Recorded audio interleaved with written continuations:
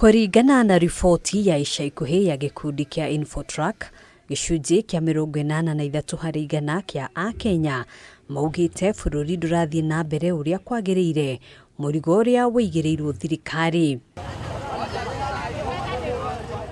Ikundi ngũrani cia kuhuranira ihoto cia umundu ikoretwo ikimurika mamwe ma maundu maria macungĩrĩirie Akenya kwaga mwihoko na thirikari, umwe wamo ari kuimwo wiyathi wa kwiyaria.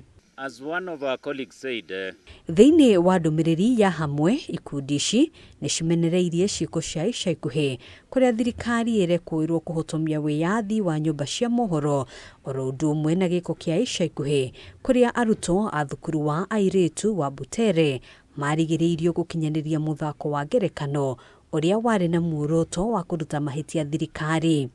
How do you tear gas your own children?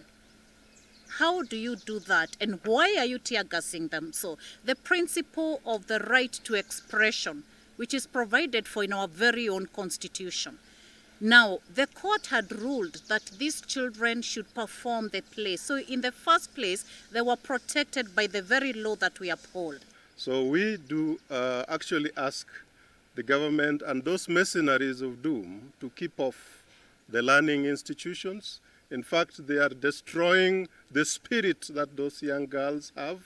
The other young people who may be aspiring to be great actors, they are really destroying that spirit. Ikundi ici oho nĩciũkĩrĩire ciĩko cia ica ikuhĩ kũrĩa mbatũni cia nyanake na ikundi njĩkĩrĩre mũkana ikoretwo igĩthararia mĩcemanio ya kĩũteti, ikiuga ciĩko ici ciaya gũthiĩ na mbere gũcũngĩrĩria wagagu rĩrĩ gĩthurano kĩa mwaka wa 2027 gĩkuhĩrĩirie.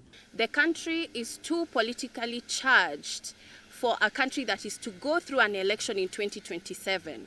The fact that we're already seeing public rallies and political events causing harm and violence toward the public, the ones who suffer the most end up being young people, even children, and women as well.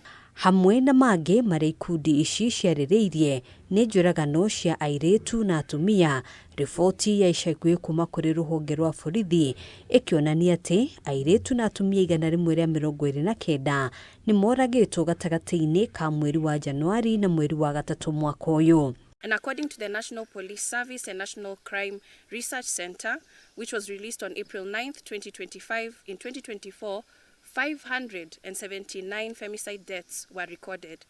That means more than 30 women die every single month, and that means every single day there's a woman being killed. Femicide must be included in distinct offense, as a distinct offense under the Penal Code to ensure legal clarity and strengthen judicial response to gender-based killings.